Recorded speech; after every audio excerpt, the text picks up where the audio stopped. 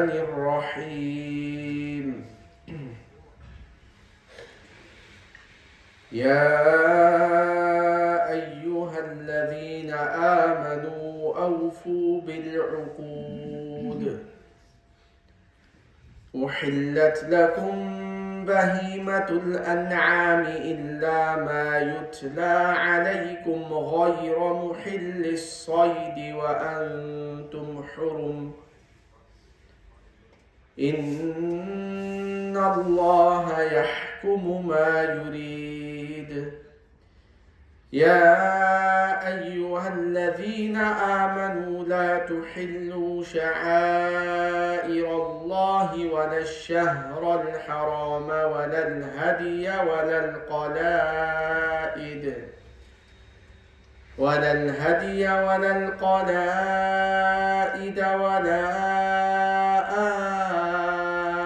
آمين البيت الحرام يبتغون فضلا من ربهم ورضوانا وإذا حللتم فاصطادوا ولا يجرمنكم شنآن قوم أن صدوكم عن المسجد الحرام أن تعتدوا وتعاونوا على البر والتقوى ولا تعاونوا على الإثم والعدوان واتقوا الله إن الله شديد العقاب صدق الله العظيم اللهم صل على محمد وعلى آل محمد كما صليت على إبراهيم وعلى آل إبراهيم إنك حميد مجيد اللهم بارك على محمد وعلى آل محمد كما باركت على إبراهيم وعلى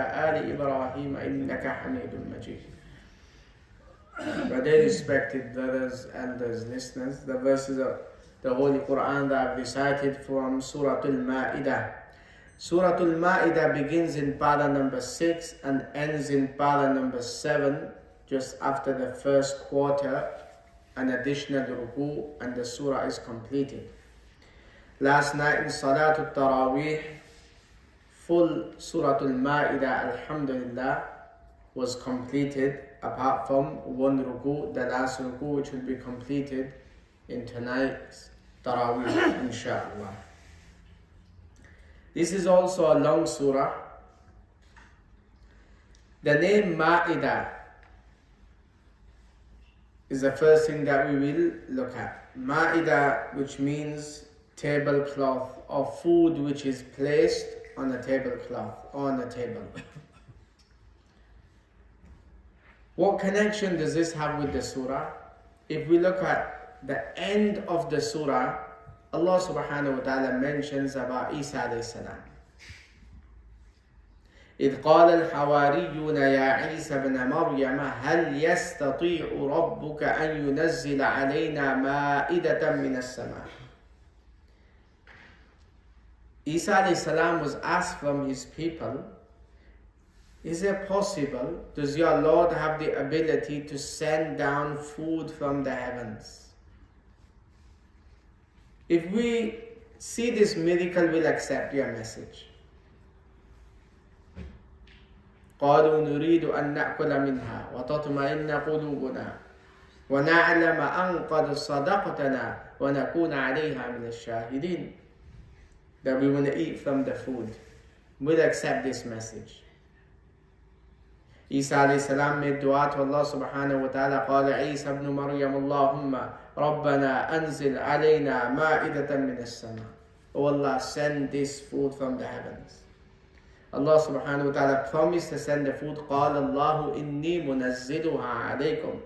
That this food will come from the heavens. فمن يكفر بعد منكم. But if anyone denies the message after this food coming from the heavens, then he will be punished severely. فإني أعذبه عذابا لا أعذبه أحدا من العالمين. So in this relation, the surah is called Surah Ma'idah. Towards the end of the surah, we find the story of Isa alayhi salam. We have in this surah about Musa alayhi salam also and his teachings.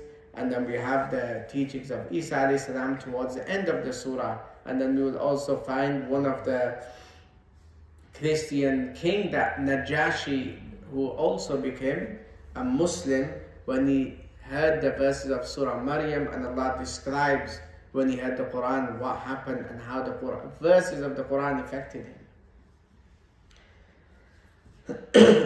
This surah and the connection with the previous surah. Now this surah was the last surah in the Quran, from the long surahs to be revealed. Is one of the end surahs to be revealed unto Rasulullah sallallahu alaihi wasallam, and the last longest surah, Surah Al-Ma'idah. What Allah subhanahu wa ta'ala mentioned in this surah is laws. And we as Muslims have to follow these laws. These were the final laws to be set, which we have to follow. Allah set laws. Surah Ma'idah, we learn the final laws to be sent by Allah subhanahu wa ta'ala in this surah. And we'll go through these laws as well, inshallah. So what Allah has mentioned in the Quran is something that we must do. We have to follow. We have to go by these laws. If not, then this severe punishment. وَمَنْ لَمْ يَحْكُمْ بِمَا أَنزَلَ اللَّهُ has come 3 times. Whoever doesn't go according to the law of Allah subhanahu wa ta'ala is a disbeliever. Whoever doesn't go according to the law of Allah subhanahu wa ta'ala is an oppressor. Whoever doesn't go according to the law of Allah subhanahu wa ta'ala is a fasiq, open sinner. The first law we learn, Allah subhanahu wa ta'ala mentions, Ya ayyuhalladhina amanu awfu bil uqud. Believers, promises that you make, fulfill these covenant, these promises. You made a promise with Allah that you'll fulfill the commands of Allah. We have to fulfill these commands. We made a promise to Allah in the spiritual world. We made this promise that we believe in Allah and will fulfill the commands that Allah set. We have to fulfill these commands. Allah is demanding us fulfill these commands. And if you make a promise with your fellow Muslim, non-Muslim, your work colleague, whoever it is, fulfill these promises. Look, Rasulullah sallallahu alayhi wasallam, he fulfilled promises. And he was a role model. He fulfilled promises that he made. So if we made a promise with someone, we should fulfill it. Allah subhanahu wa ta'ala mentions then the laws of the animals that you can eat. A whole long ayah, حُرِّمَتْ عَلَيْكُمُ الْمَيْتَةِ وَالدَّمُ وَلَحْمُ الْخِنْزِيرِ وَمَا أُهِلَّ لِغَيْرِ اللَّهِ بِهِ. There's a law for animals. It's not like you can decide what you want today. You think, okay, let's have a bit of snake. Next day decide, okay, there's a bat that is there. I think we should have a chunk of that. Allah sent laws. These are the animals that you can eat. And then we do research after 5 years and come up with something else. Then after 2 years we have another research and come up with something else. As Muslims, we don't need to do this. Allah has told us beforehand, these are the animals that you can eat, these are the ones that you cannot eat, all the way till the end. There's a camel, there's a buffalo, there's a chicken, there's a goat. Allah has made these halal. But what is haram? And then you have to slaughter. It has to be slaughtered in the name of Allah. Bismillah, Allahu Akbar.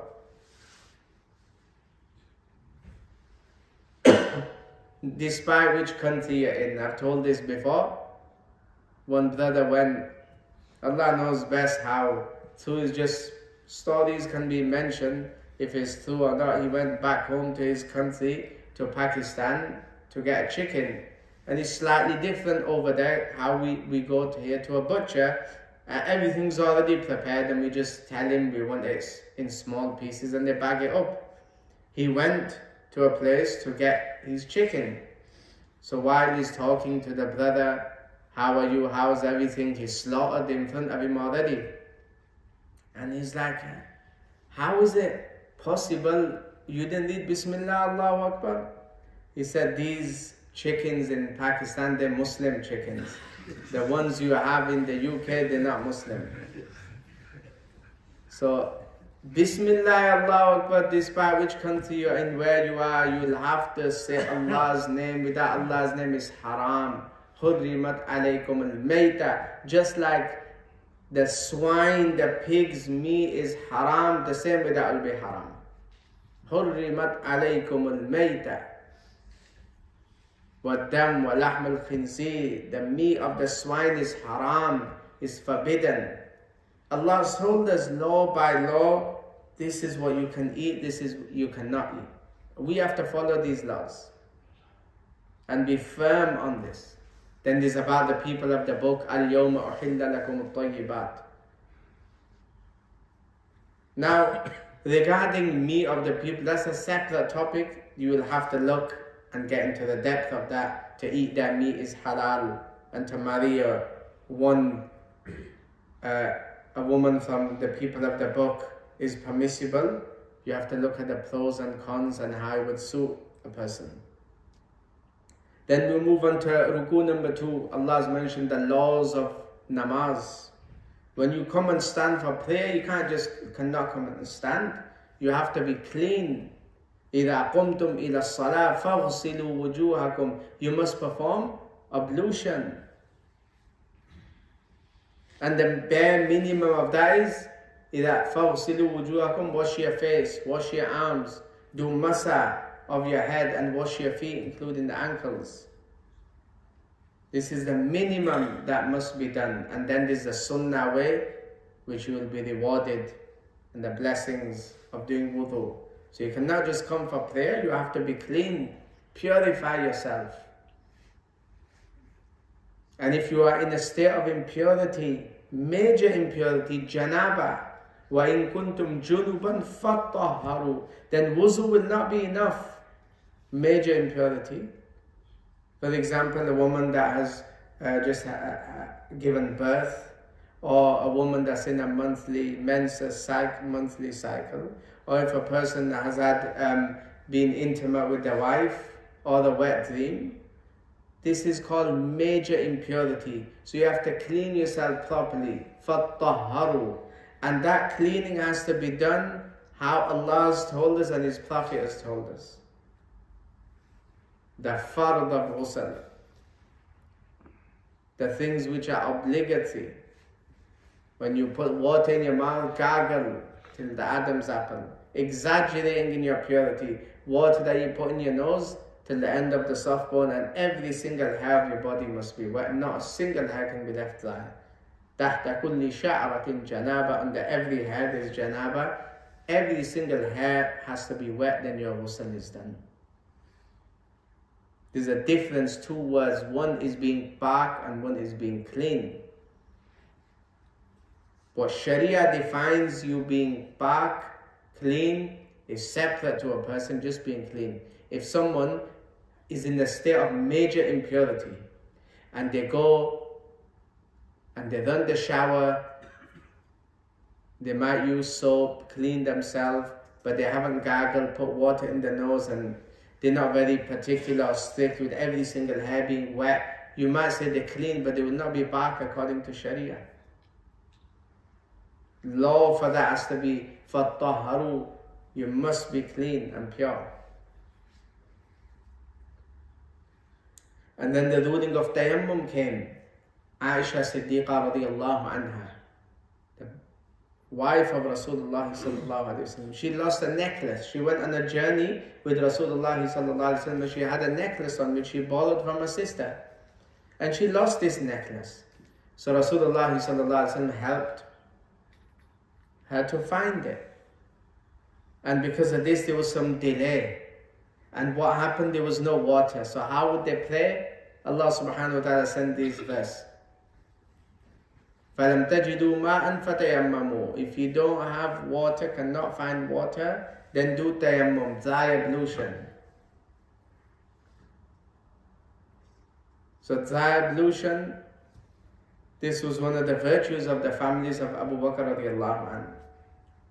Even through losing this necklace, we learn the method of tayammum. So Allah has told us this is what you do if you don't have water. Then you do dry ablution. And that is not according to what we understand. These terms, conditions which the fuqaha mentioned. And then you do ablution, dry ablution. So Allah subhanahu wa ta'ala has made things easy.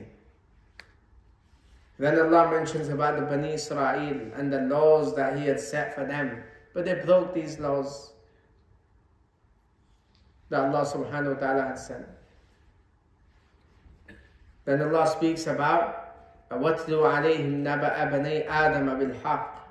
Allah says, narrate the story of the two sons of Adam. Adam alayhi salam had two sons. One was Habil, one was Qabil. One was a good one was a bad one. Now the bad one, he was jealous of his brother Habil. And this jealousy, what did it lead to? The jealousy led to commit the first crime of killing. He killed his own brother. قَالَ لَأَقْتُلَنَّكَ. And he said, I will kill you. And his brother responded, if you try and attempt to kill me, I will not try and kill you. And he killed his brother.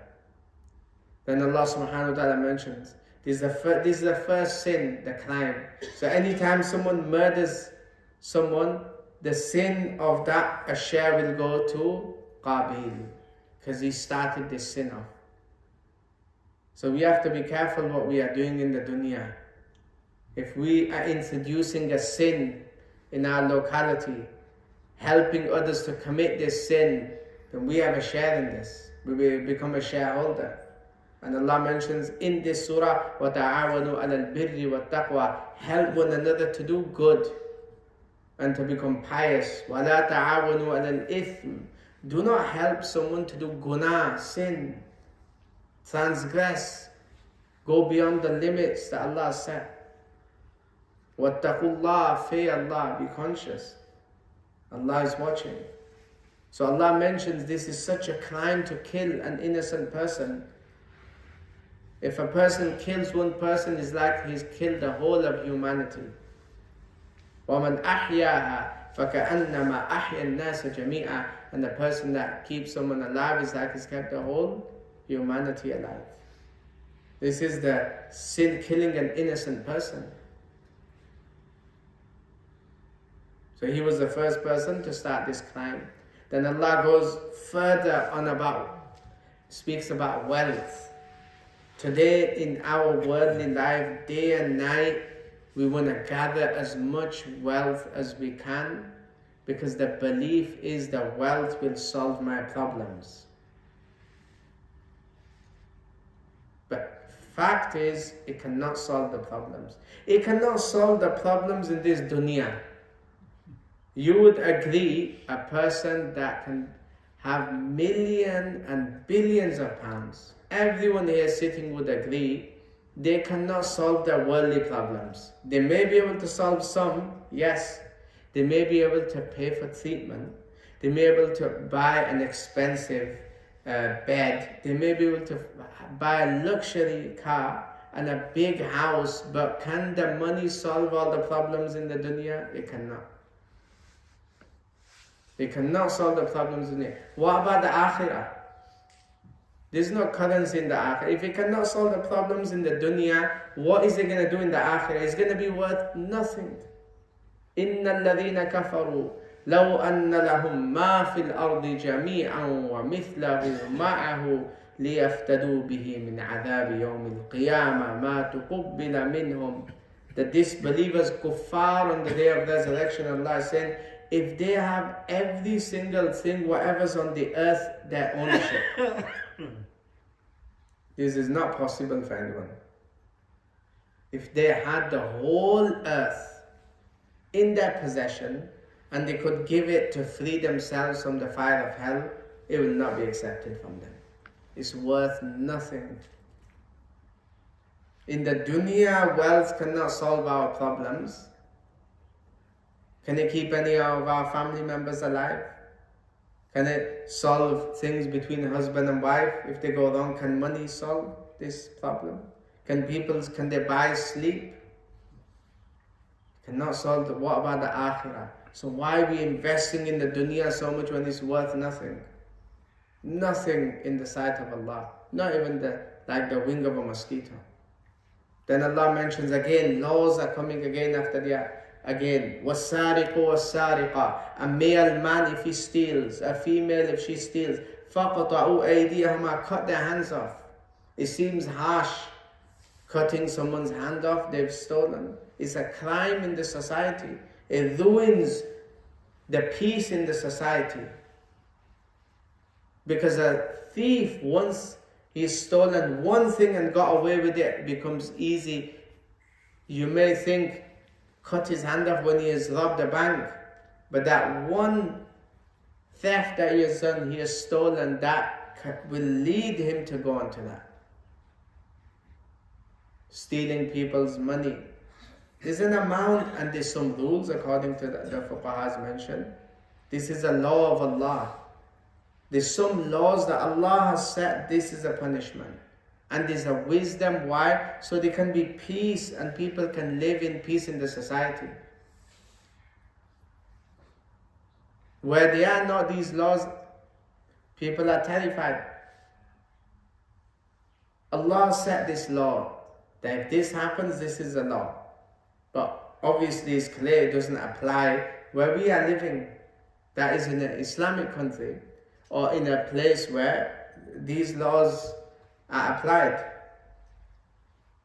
So this is Allah's law, that you would cut their hand off. Why? Because when people see someone's hand being cut off, then no one will steal. Then what will happen? The society, people will be safe. No one will worry about their wealth, possession, anyone that will rob them or take their money. So these laws are kept so there's peace in the society.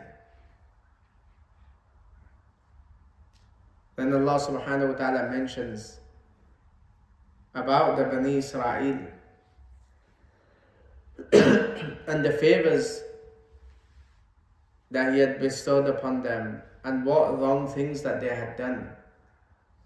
The Tawrat, Inna anzalna Tawrat, fiha hudan wa nur. Allah sent down the Torah. There was guidance in there, but what they had done, they changed things around. وَقَفَّيْنَا عَلَىٰ آثَارِهِمْ بِعِيسَى ibn Maryam. Then Allah sent after them Jesus, Isa alayhi salam. Isa alayhi salam came and he confirmed what has come in the Tawrat, but the Jews did not accept Isa alayhi salam as a prophet of Allah. Then further Allah mentions about those Christians, when they heard the truth, they accepted Islam. Amongst them was a king called Najashi. When he heard the verses of the Quran, Surah Maryam, وَإِذَا سَمِعُوا مَا أُنزِلَ إِلَى الرَّسُولِ تَرَى أَعْيُنَهُمْ تَفِيضُ مِنَ الدَّمْعِ مِمَّا عَرَفُوا مِنَ الْحَقِّ. When they listened to the Quran, tears flowed from their eyes when they recognized the truth. And they said, we believe in Allah subhanahu wa ta'ala. Najashi was one of them, the king. Because Rasulullah sallallahu alaihi wasallam sent letters to the king. Some of them, they disrespected his message. Some of them accepted. So Najashi, he accepted. And he became a Muslim. And Rasulullah sallallahu alaihi wasallam led his funeral prayer, ghaibana, unseen, when he was informed about the king that he had passed away. Then Allah mentions in this surah, you see, this again we come back to laws. Slowly, first Allah mentioned about alcohol in such a manner, لا تقربوا الصلاة وأنتم سكارى. Don't come near to prayer if you're in a state that you're intoxicant. That you cannot pray in this state. Slowly.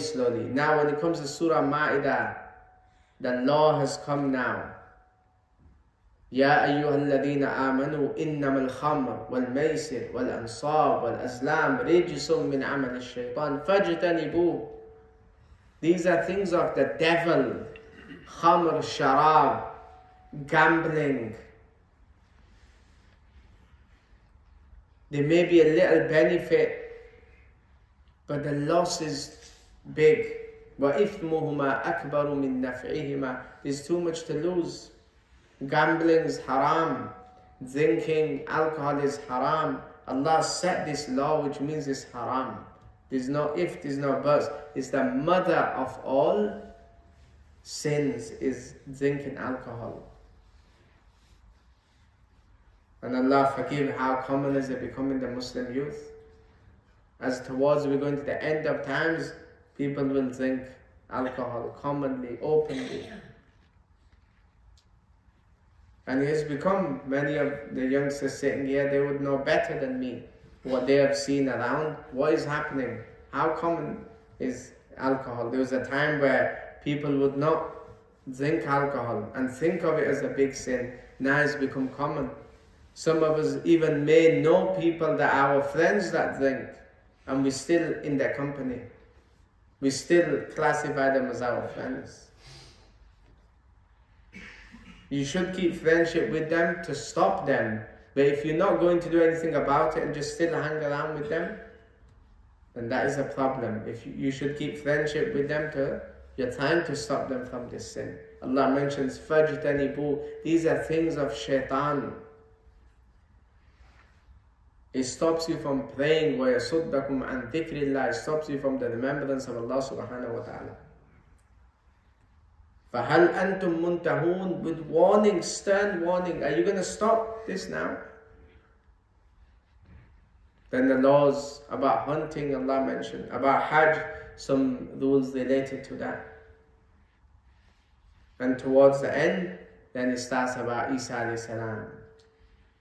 Allah will ask that on the day of resurrection. إِذْ قَالَ اللَّهُ يَا عِيسَى ابْنَ مَرْيَمَ اذْكُرْ. Allah will ask Isa alayhi salam that these people, they had said, they believed you as a God. Now Isa alayhi salam will say, I have nothing to do with this. Allah gave him miracles, and these miracles are discussed. And then towards the end, where the people have mentioned about this feast to come from the heavens, then we will accept. So in this surah, and then the last ruku again about Isa alayhi salam. So a lot of laws that have come, the final laws. The last ayah to be revealed, اليوم أكملت لكم دينكم وأتممت عليكم نعمتي ورضيت لكم الإسلام دينا. One of the Jewish rabbi, when he heard this part of the verse, he came to Umar and said, if we had this verse, we would rejoice and celebrate this. The deen has been completed. Allah has completed the deen. And I've showered my mercy upon you. And I've selected Islam as your religion. Everything is there for us now. We have to follow, obey, spread. Allah has given us this message. May Allah subhanahu wa ta'ala give us the ability to understand this message and spread it unto others. Ameen. Subhana rabbika rabbil izzati amma yasifun. Wa salamun ala al-mursaleen. Walhamdulillahi rabbil alamin.